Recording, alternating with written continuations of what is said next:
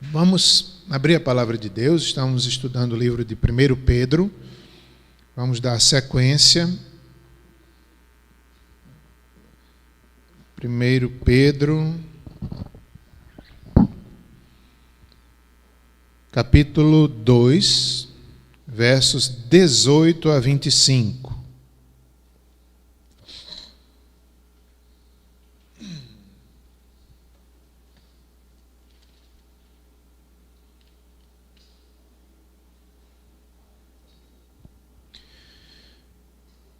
Nós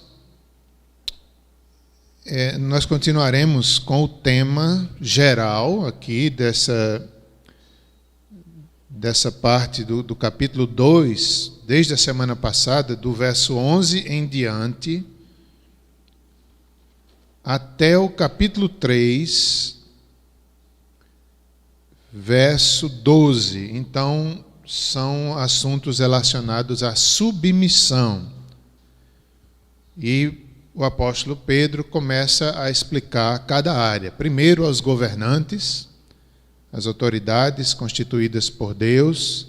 Sujeitai-vos a toda instituição humana por causa do Senhor, quer seja o rei como soberano, quer as autoridades como enviadas por ele. E hoje nós veremos essa parte que é a submissão dos servos, dos que prestam serviços a outros. Nós veremos, hoje será essa parte da submissão. Naquela época, no Império Romano, havia muitos escravos. Era uma realidade na economia do Império Romano, havia essa dependência, essa necessidade de escravos. E nós vamos estar estudando sobre essa questão. No capítulo 3, se Deus quiser, semana que vem, nós veremos a submissão dentro da família, submissão dos casados, a submissão dos filhos, da esposa. E é isso, irmãos. A carta de Pedro, ela foi escrita, como nós sabemos, num tempo de muita perseguição pela fé. E era difícil ser submisso às autoridades, a Nero.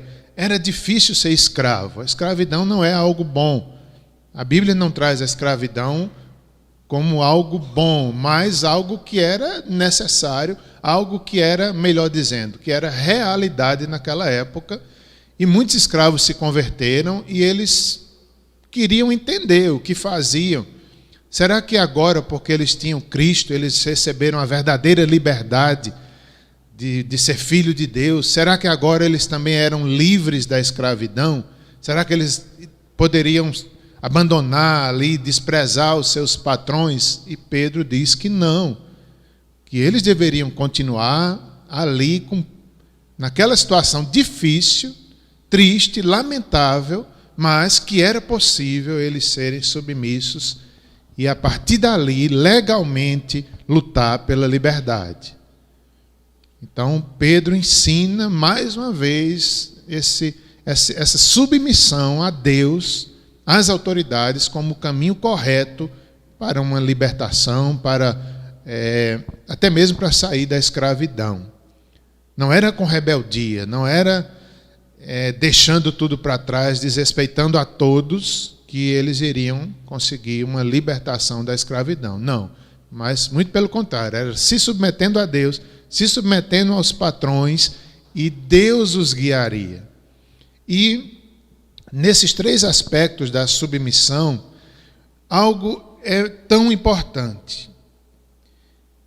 É uma frase aqui que eu anotei do comentarista Matthew Henry, que traz uma verdade muito grande. Não há condição tão horrível em que o homem viva conscienciosamente em que ele não consiga glorificar a Deus nela. Esse é o centro da submissão. Esse é o centro aqui do ensino de Pedro nessa passagem. Em outras palavras, não há lugar nessa vida, não há dificuldade que passemos que não seja possível a gente viver para a glória de Deus. Que não seja possível a gente se submeter aos propósitos de Deus. Era muito difícil ser escravo, era humilhante, tinham senhores terríveis. Mas mesmo assim, Pedro disse, sejam submissos até os maus. Por quê? Porque a submissão é a Deus. Deus está no controle das circunstâncias, dos sofrimentos humanos. E era possível ser um crente fiel, mesmo sendo escravo de um terrível senhor. É possível, era possível, como na aula passada nós vimos, era possível o crente ser fiel, suportar os piores governantes da terra, os países onde há maior perseguição, onde há governos terríveis muitas vezes. É possível ser crente lá. Que maravilha! Apesar do sofrimento, ele não está negando o sofrimento, mas ele está dizendo que Deus dá assistência, que Cristo nos deixou o exemplo para que nós possamos viver como crentes em qualquer circunstância que Deus nos permitir viver. Dentro da família também. Como nós temos sofrimento nas famílias. Mas é possível vivermos o Evangelho nos piores sofrimentos dentro da família, em submissão a Deus. No sofrimento, nossa submissão é treinada. Vamos fazer a leitura do capítulo 2, versos 18 a 25.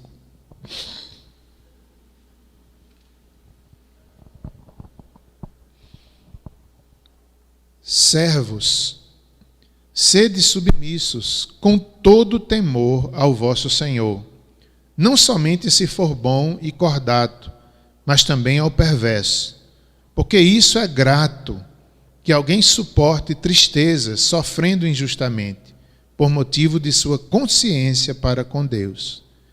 Pois que glória há, se pecando e se esbofeteados por isso, o suportais com paciência? Se, entretanto, quando praticais o bem, sois igualmente afligidos e o suportais com paciência, isso é grato a Deus. Porquanto para isso mesmo fostes chamados, pois que também Cristo sofreu em vosso lugar, deixando-vos exemplo para seguirdes os seus passos, o qual não cometeu pecado, nem dolo algum se achou em sua boca, pois ele, quando ultrajado, não reivindicava com ultraje, quando maltratado, não fazia ameaças, mas entregava-se àquele que julga retamente, carregando ele mesmo em seu corpo, sobre o madeiro, os nossos pecados, para que nós, mortos para os pecados, vivamos para a justiça. Por suas chagas fostes sarados, porque estáveis desgarrados, como ovelhas, agora, porém, vos convertestes ao pastor e bispo da vossa alma. Senhor, continua a nos abençoar, ensina-nos o que é submissão diante desse mundo tão mau, mas é possível nós vivermos em qualquer lugar que o Senhor nos permita passar, em qualquer circunstância, sendo submissos a Cristo. Oramos em nome de Jesus. Amém. Antes da gente analisar um pouco cada versículo desses que foi lido, eu vou fazer algumas outras citações para complementar esse tema, submissão. Um aspecto que eu quero ressaltar é que todos esses níveis, digamos assim, de submissão às autoridades, aos senhores, né, os servos aos senhores, e na família, tudo isso, ele só tem sentido porque antes da submissão humana, no nível humano, nós devemos ser submissos a Cristo. Só uma pessoa submissa a Cristo tem condição de responder a esses 3 outros níveis de submissão. Quando você submete suas vontades a Cristo, quando você entrega a sua vida, você não vive mais para você mesmo, você vive para Cristo. Nós morremos para o pecado e vivemos para Cristo. Isso significa negar a nós mesmos, significa submeter-se totalmente ao senhorio de Cristo. Quando nós temos essa experiência, fica bem mais fácil da gente se submeter às autoridades, da gente se submeter aos senhores, da gente se submeter na família. Porque a submissão, de certa forma, ela é voluntária. Primeiramente a Cristo e depois aqui no âmbito humano. Nenhuma esposa é submissa à força. Pode ser o marido mais bravo, mais ignorante, ela se submete na frente dele, mas no coração ela está insubmissa. Então a submissão, da mesma forma os escravos, da mesma forma o povo diante das autoridades, tem que ser primeiramente a Cristo. Se nos submetemos a Cristo, fica mais fácil de nos submetermos às autoridades humanas. Lá em Lucas 9:23, nós temos o texto, né? Quem perder a sua vida por amor de mim, achá-la-á. Há um outro texto nos evangelhos, negue-se a si mesmo. Então, somos chamados à submissão, somos chamados a negar a nós mesmos, a perder a vida por causa do evangelho. Quem perde a sua vida, achá-la-á. E esse é o contexto mais abrangente da submissão, começando no céu, começando em Cristo. Como exemplo também, eu quero mostrar aqui, para completar um pouco a aula da semana passada, a questão da submissão às autoridades governamentais, eu quero citar apenas rapidamente um texto de Esdras, capítulo 5, verso 6. Quando o povo estava voltando do cativeiro, estava ali reconstruindo o templo. Meus irmãos, que dificuldade, né? Um rei persa, o Ciro, foi usado por Deus, mesmo sendo ímpio. Deus inclinou o coração dele para que ele liberasse o povo para voltar para Jerusalém e construíssem o templo, reconstruíssem o templo de Salomão que havia sido destruído. E veja como Deus usou um ímpio. E nós precisamos entender isso, que Deus governa, que o coração do rei está nas mãos de Deus, ele inclina para onde quer. Cada autoridade da nossa nação e do mundo inteiro, nós devemos olhar nessa perspectiva. Deus inclina o coração dele para onde Deus quer. Não esperemos no homem, esperemos em Deus. Mesmo o ímpio, mesmo os governantes mais ímpios, colocamos eles nas mãos de Deus. Quanto mais ímpio for, mais carece da nossa oração. E a Bíblia diz: orai por todos os homens. E Deus usou Ciro soberanamente para trazer o seu povo de volta a Jerusalém. Na mesma volta, alguns anos depois, os inimigos, eles conseguiram que a reforma fosse parada. E o templo ficou parado, a reconstrução, durante vários anos, por questões políticas, as autoridades, os persas, né? Havia todas aquelas questões do Império Babilônico, que foi subjugado ao Império Persa, então ficou travado. O templo ficou parado novamente vários anos, até que Deus usou o profeta Ageu e o profeta Zacarias, dizendo: é tempo de recomeçar a obra. E eles, com fé, recomeçaram.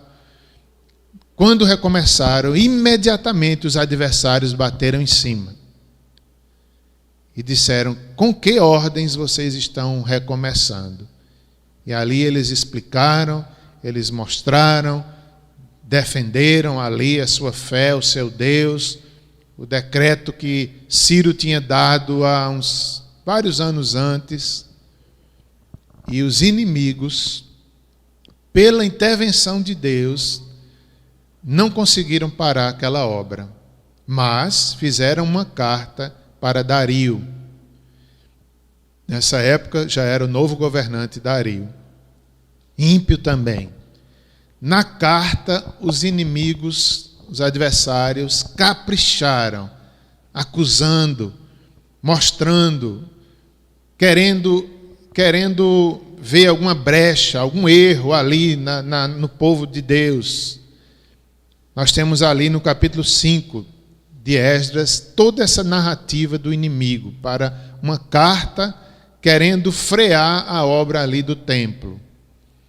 Meus irmãos, eu não quero me demorar muito nisso, mas o impressionante é que essa carta, que certamente tinha o intuito de derrubar o povo de Deus, de parar a obra, ela foi, na verdade, um grande incentivo.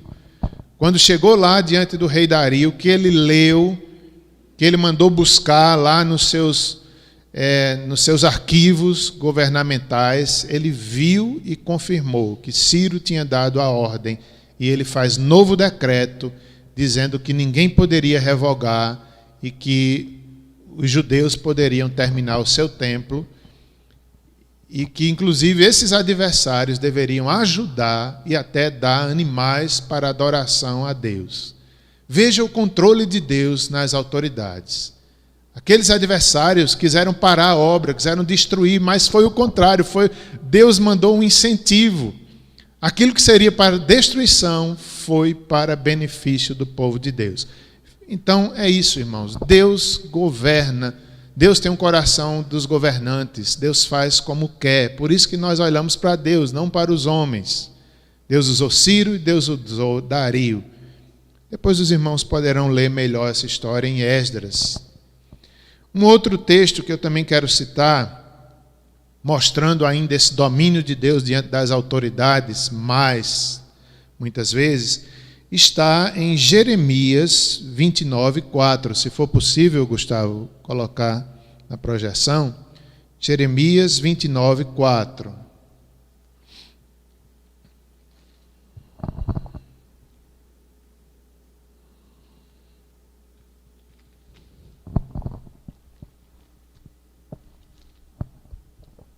Ok.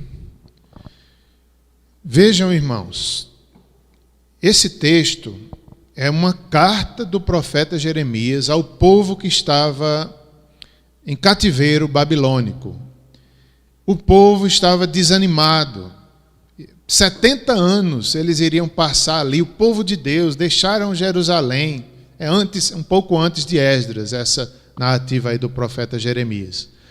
E o povo estava muito triste, né? Inclusive tem um dos salmos que diz que nem as harpas o povo queria tocar no cativeiro. Eles colocavam as harpas paradas e iam chorar. O povo pedia canções, mas eles não tinham condições de cantar as canções de Israel em terra estranha. Então o povo estava desanimado, o povo estava em cativeiro, sofrendo as consequências dos seus pecados, diante de um governo terrível.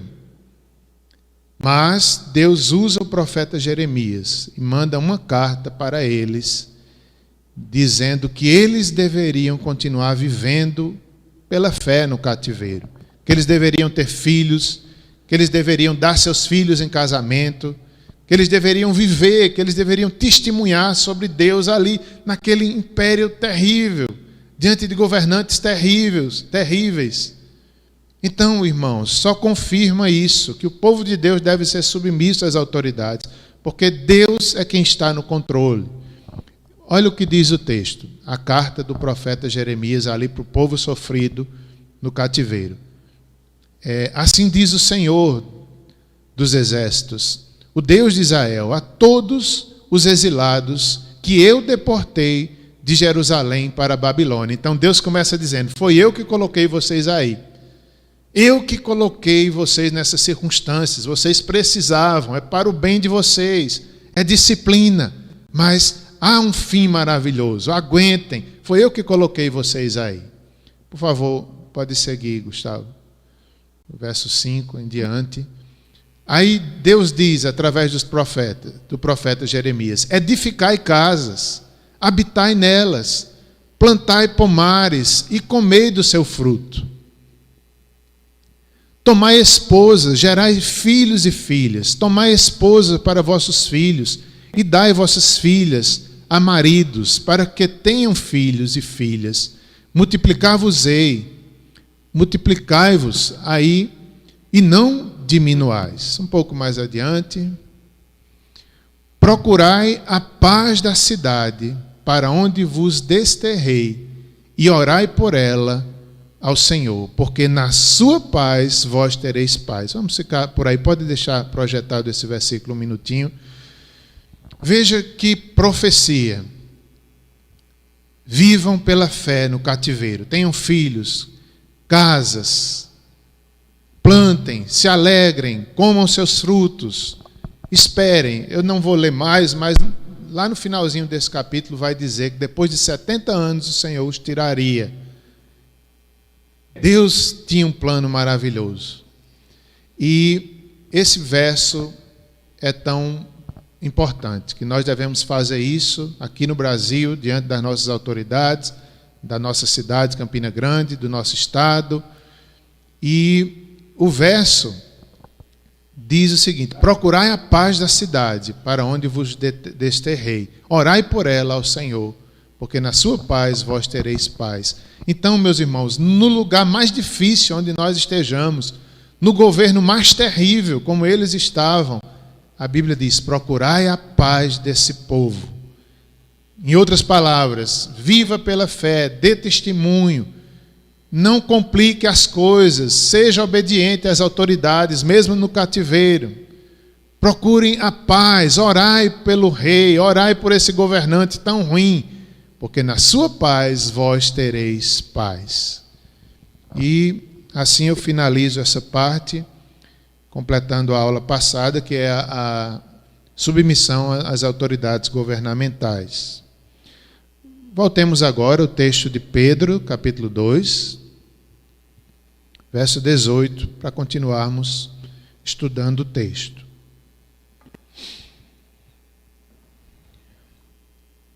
O verso 18, que já foi lido, eu vou repetir. 1 Pedro 2, 18 a 25. Quando o texto diz: servos, sede submissos com todo vosso, ou melhor, sede submissos com temor, com todo temor ao vosso Senhor, não somente se for bom e cordato, mas também ao perverso. Verso 19, porque isso é grato, que alguém suporte tristezas, sofrendo injustamente por motivo de sua consciência para com Deus. Vamos ver esses dois versos.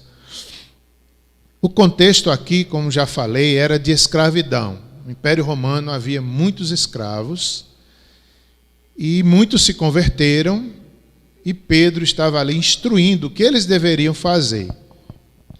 Não era porque eles se converteram, que encontraram a libertação dos seus pecados, a verdadeira liberdade diante de Deus, que eles não teriam que cumprir seus compromissos humanos.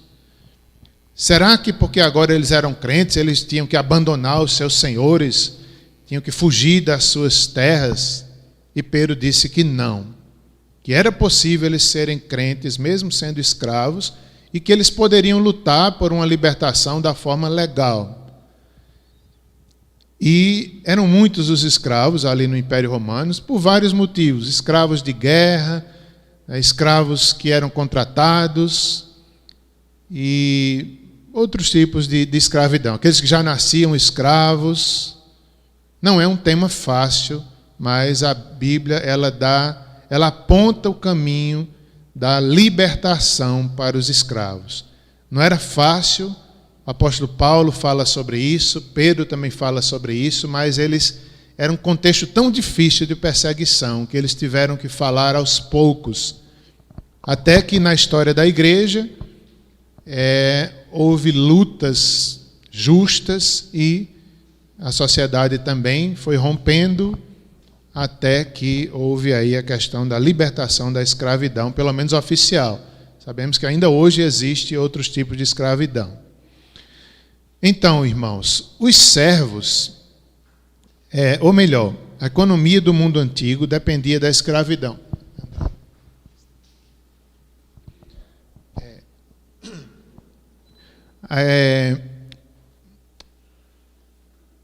Pedro não condena inicialmente a escravidão, mas ordena aos escravos a obedecerem os seus senhores. Vou precisar da tua ajuda, Gustavo. Gustavo, vou precisar da tua ajuda nos textos. Eu queria que você abrisse Efésios 6:9, projetasse, depois Colossenses 4:1. O Novo Testamento ensina que os escravos sejam tratados com respeito e que os senhores não maltratem seus escravos. Então, esse é um princípio que nós encontramos na Bíblia, primeiramente em Efésios 6:9. Vejam o que Paulo falou sobre os escravos e os senhores. E vós, senhores, de igual modo, procedei para com eles, deixando as ameaças, sabendo que o Senhor, tanto deles como vosso, está nos céus, e que para com ele não há acepção de pessoas. Então essa é a palavra do apóstolo Paulo, uma repreensão para os senhores que tratavam mal os seus escravos. Então, Paulo diz, deixem as ameaças, sejam bons, sejam bons, sejam cordatos, como lá em Pedro diz. E se lembrem que Deus, Ele é o Senhor, tanto vosso quanto deles, e para Deus não há acepção de pessoas. Isso já é um ensino, é o início ali da libertação da escravidão. É o respeito. Todas as raças, todos os povos, pobres ou ricos, eles deveriam ser tratados com honra. Na igreja é diferente. Os senhores crentes deveriam respeitar os escravos, ainda que socialmente falando, naquela época era possível, mas eles deveriam tratar diferente. Um outro texto que mostra também essa questão da submissão, nesse contexto de escravidão, é Colossenses 4:1.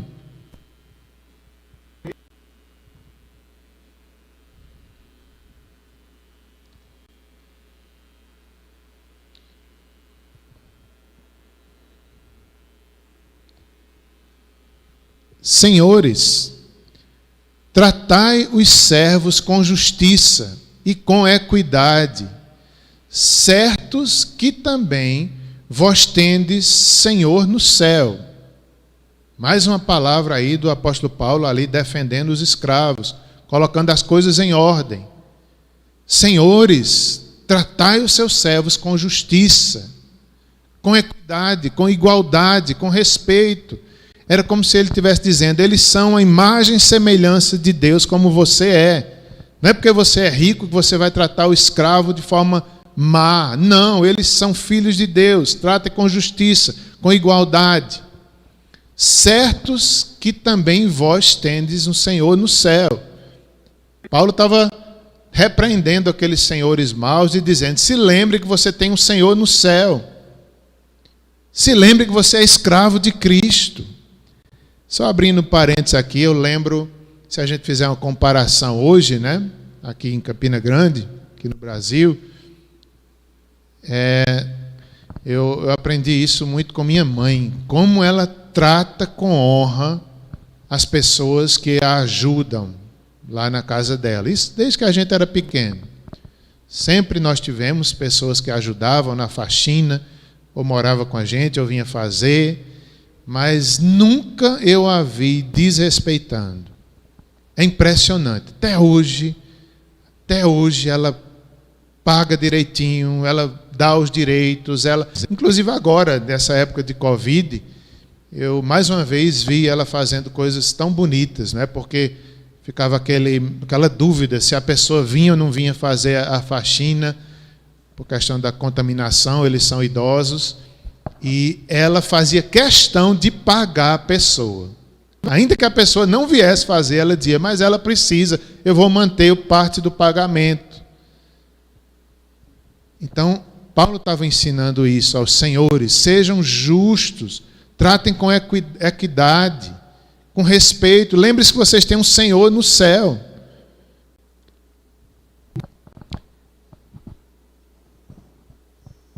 Gálatas, por favor, Gustavo, Gálatas também 3:28,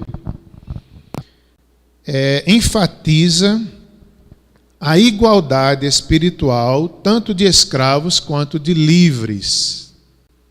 Paulo também está aí montando, né, a base doutrinária da igreja e mostrando que todos os homens são iguais diante de Deus. Todas as raças, judeu, grego, escravo, livre, homem, mulher. Nós não devemos nos sentir superiores porque temos uma classe social diferente dos outros.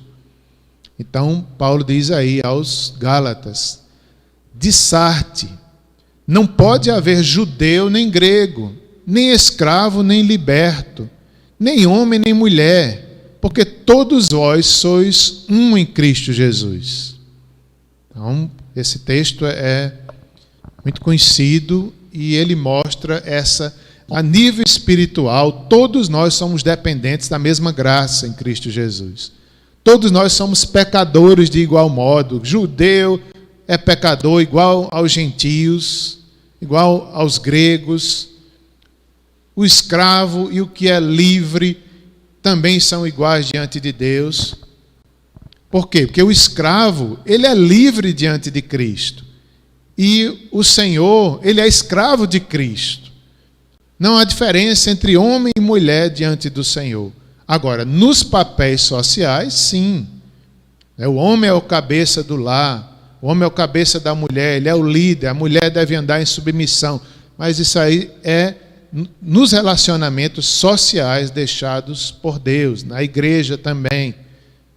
Agora, ninguém é melhor do que ninguém. Nem homem é melhor do que a mulher, nem mulher é melhor do que o homem, nem o escravo, nem o senhor. Então, Paulo coloca essa base nivelando respeitosamente a todos os seres humanos como imagem e semelhança de Deus. Todos descendem de Adão. Outro dia eu estava vendo uma foto que mostrava mais ou menos isso, que há uma só raça humana. Até geneticamente falando se mostra isso. Nós vemos povos tão diferentes, uns altos, uns baixinhos, uns muito brancos, outros negros, mas vieram de Adão e Eva. As mudanças aconteceram por mutações, por temperaturas diferentes, por climas diferentes, por mais sol ou menos sol, ou alimentação. Tudo isso já estava ali no DNA de Adão e Eva. Pela determinação de Deus. Ninguém é maior do que ninguém. E Paulo sai explicando aí essa igualdade espiritual de escravos e livres. Os escravos, eles eram encorajados a buscarem a liberdade por meios legais. Está em 1 Coríntios 7, 21 a 24, onde Paulo ensina que se eles fossem escravos, deveriam ser submissos a Cristo, deveriam honrar os seus patrões, mesmo bons ou maus. Agora, se tivesse a oportunidade de deixar de ser, deixasse, buscasse isso. Buscasse com honra, buscasse com verdade, buscasse em Deus.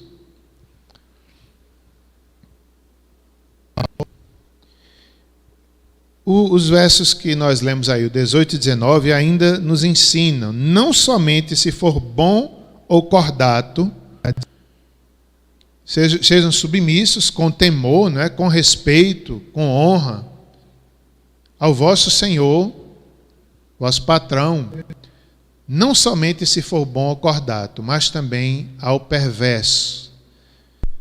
Essa questão serve tanto na família quanto para o governo, né? Nós devemos ser submissos e temer as autoridades, não só se elas forem boas e cordatas, mas também ao perverso.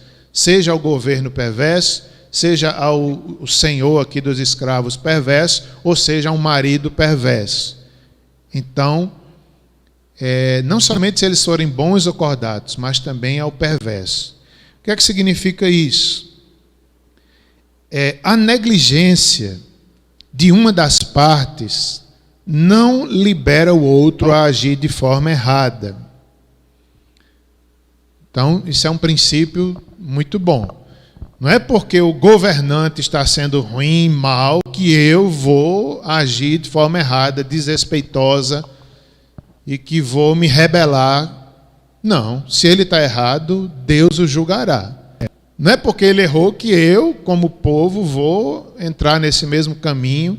Não. Obrigado, Alaci. não é porque o patrão daqueles escravos, melhor dizendo, o senhor,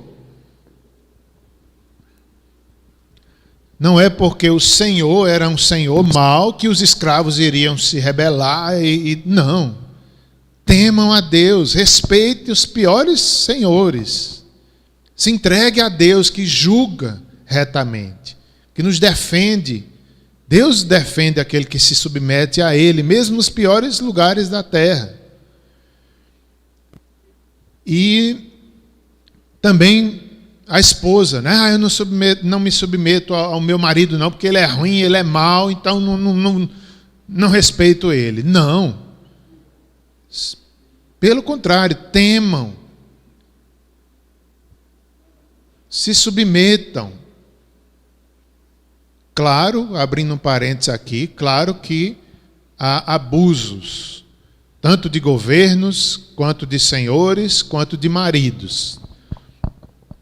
Quando há abusos contra a lei de Deus, aí é diferente. Aí nós devemos realmente denunciar, nós devemos lutar, nós devemos respeitosamente, em temor, em respeito até aquela pessoa que está fazendo mal, mas nós devemos procurar as autoridades e denunciar.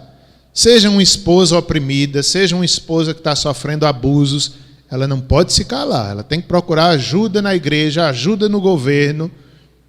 Isso aí é outra questão. Quando a lei de Deus está sendo ferida, o povo pode realmente lutar com temor, com respeito e com humildade diante de Deus, mas fazer também a sua denúncia. Quando a lei de Deus está em jogo. Outra questão que esse texto nos ensina é que o cristão deve ser bom e cordato. É uma característica de Deus, de Cristo, que nós devemos imitar. A bondade, nós devemos ser cordatos uns com os outros. Faz parte da nossa natureza cristã. Verso 19 diz: porque isso é grato, que alguém suporte tristezas, sofrendo injustamente, por motivo de sua consciência para com Deus. Então, Pedro, que já tinha sofrido muito também, sofreu perseguição, sofreu tantas coisas. Nesse momento que ele escreve a carta, provavelmente ele estava em Roma, ele sabia do sofrimento, das perseguições. Ele negou a Cristo e foi restaurado. Então Pedro passou por muito sofrimento na vida, e aqui ele está ensinando baseado no que Cristo lhe ensinou, na doutrina de Cristo, no exemplo de Cristo e também nos seus próprios sofrimentos e também as revelações como apóstolo que ele recebeu do próprio Deus, através dos dons do Espírito. A inspiração para poder escrever essa carta foi uma inspiração divina. Então, ele disse aí no verso 19, isso é do agrado de Deus, que alguém suporte tristeza, sofrendo injustamente, por motivo da sua consciência para com Deus. A consciência seria o reconhecimento de que Deus está no controle daquela situação e que é da vontade de Deus aquela circunstância, aquele sofrimento, e nós devemos suportar as tristezas, porque devemos olhar para Deus. Deus está no controle e eu devo me submeter, mesmo numa tristeza, mesmo num momento tão difícil, eu devo me submeter, porque Deus está no controle. E aqui tem dois aspectos que eu quero comentar. Tem o de Filipenses, que eu vou falar em segundo lugar, e tem o primeiro aqui. Em outras palavras, seria o reconhecimento de Deus e de sua vontade. É quando a gente reconhece que é Deus que nos permite viver daquela forma, daquele jeito, naquela situação. Seja num governo mau, seja diante de um senhor, né, os escravos ali, seja diante de uma família com problemas, com líderes terríveis. Então é quando a pessoa diz, soberanamente Deus me colocou nessa situação e eu devo suportar, Deus vai me dar graça. É quando a gente entende que foi Deus que nos colocou ali, naquele país, naquela família, nasci assim. Então, é quando você diz, Deus tem uma vontade e eu preciso me submeter à vontade de Deus, mesmo nesse contexto tão difícil. Isso é do agrado de Deus. Muitas vezes, a gente só vê o diabo, a gente só vê o homem mau, mas nós devemos ver Deus.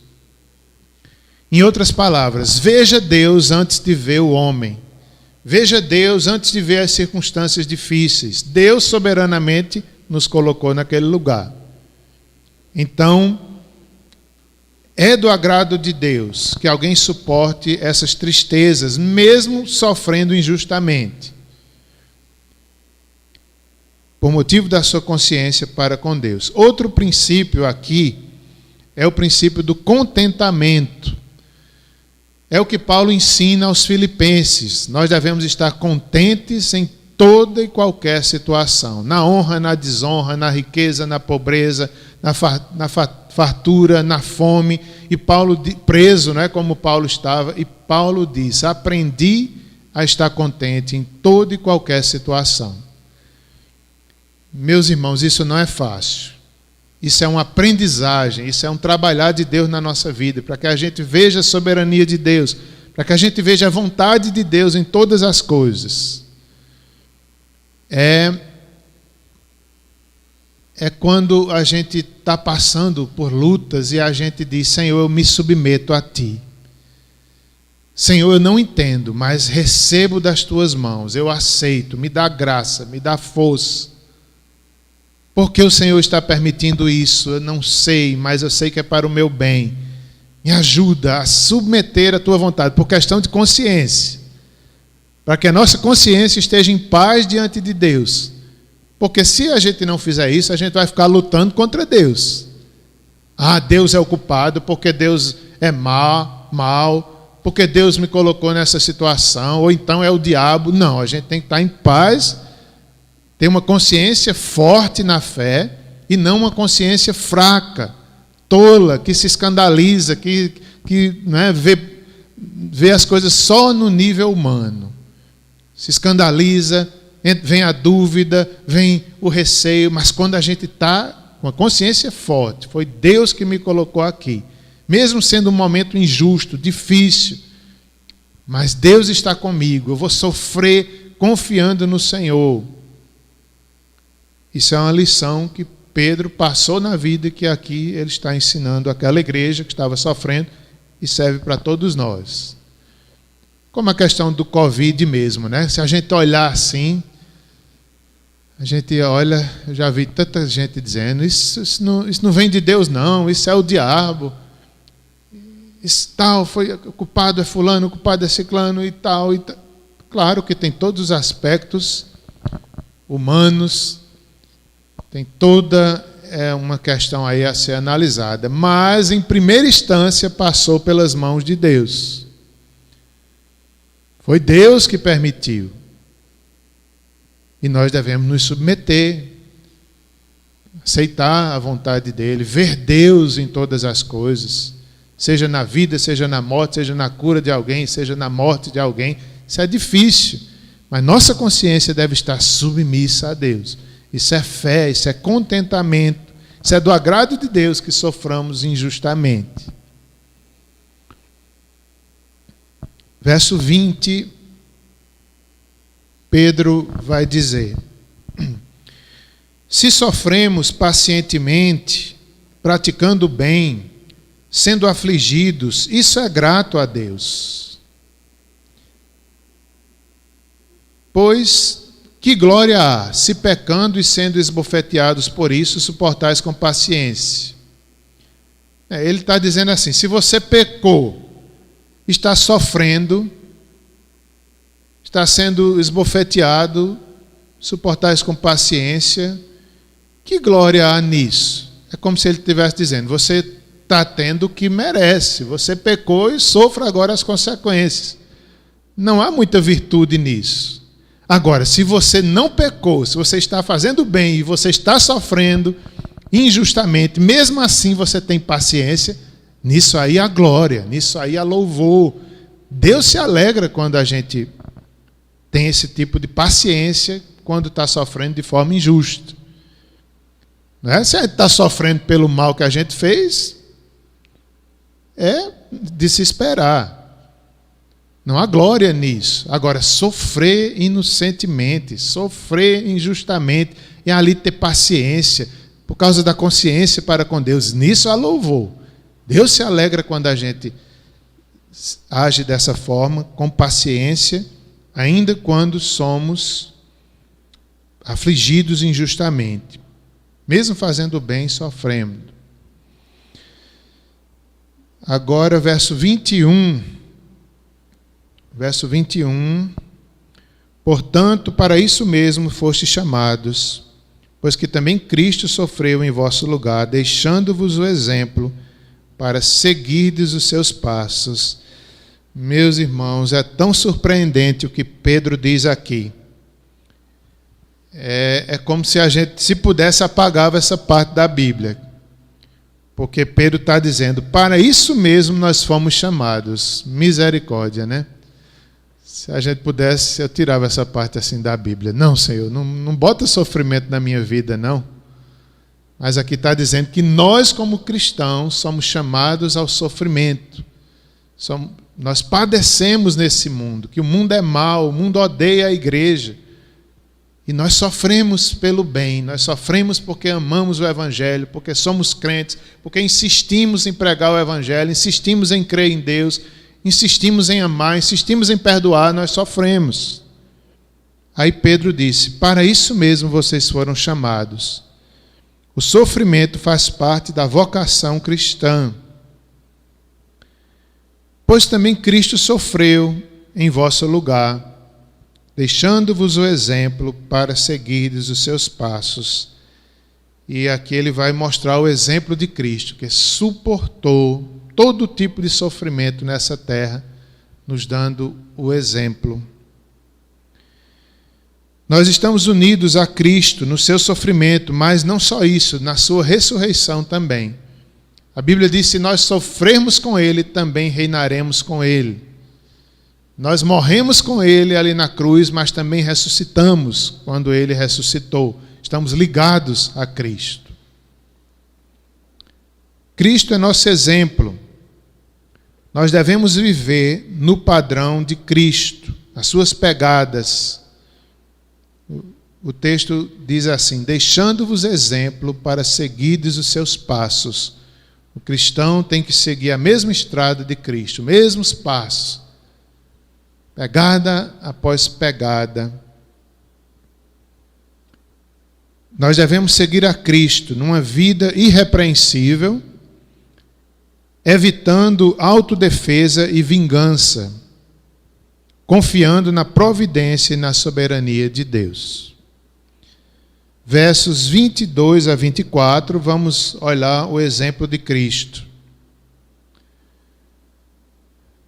o qual não cometeu pecado, nem dolo algum se achou em sua boca. Mentira alguma, mal algum se achou na boca de Cristo. Ele não cometeu pecado, nós devemos procurar imitar isso, buscar uma vida irrepreensível, tirar toda maldade. Verso 23, pois ele, quando ultrajado, não revidava com ultraje, quando maltratado, não fazia ameaças, mas entregava-se àquele que julga retamente. Aí está um grande ensino. Deus quer que sigamos o caminho de Cristo. Nos momentos onde somos ultrajados injustamente, ameaçados, ao invés de nos revoltarmos, de brigarmos, de defendermos uma autodefesa, nós devemos deixar Deus nos defender, nos entregando àquele que julga retamente. Porque a nossa justiça, ela não produz a ira. A nossa ira não produz a verdadeira justiça. Mas quando nós nos calamos, aceitamos e nos entregamos a Cristo, Ele julga retamente. Ele sabe toda a verdade, Ele conhece toda a história, todo o nosso coração, todo o nosso sofrimento, e Ele julga retamente. Ele julgaria ali os senhores maus. Ele sabia quem eram os escravos que estavam ali lutando, cristãos, honestamente, sofrendo. Ele é o único que julgava e julga totalmente, corretamente, julga retamente. O verso 24, carregando Ele mesmo em seu corpo, sobre o madeiro, os nossos pecados, para que nós, mortos para os pecados, vivamos para a justiça. Por suas chagas fostes sarados. Aqui ele mostra o propósito da morte de Cristo, que foi tomar sobre si os nossos pecados. Cristo sofreu as nossas maldições. Ele sofreu a ira de Deus em nosso lugar, para que hoje nós sejamos sarados, perdoados, libertos, a verdadeira libertação. Cristo sofreu para que nós sejamos livres, carregando Ele mesmo no seu corpo,